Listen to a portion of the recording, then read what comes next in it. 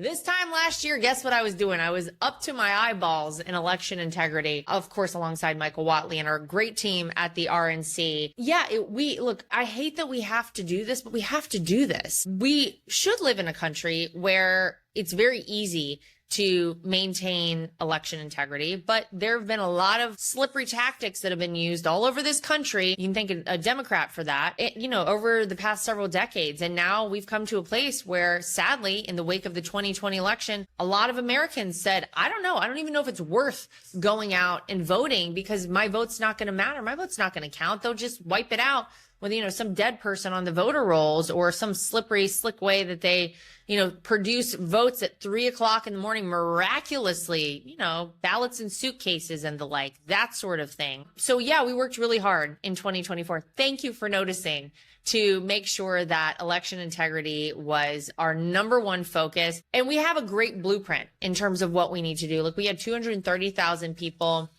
who we got to volunteer across this country to work at every single polling location as a poll watcher, poll worker. We had, a legal team that was 6,000 people spread all across this country who were able to go in a moment's notice and deal with issues.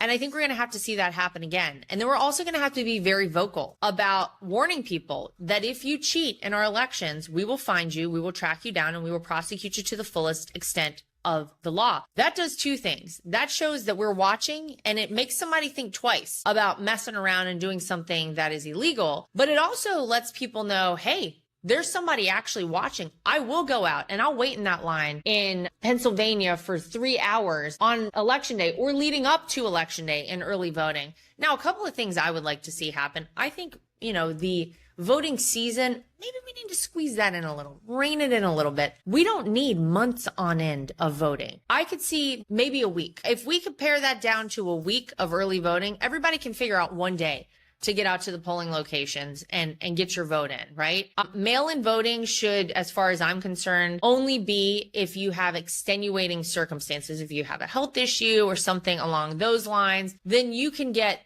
a mail ballot and you can fill it out and you can send it in. What we saw happen in 2020 was absolutely atrocious.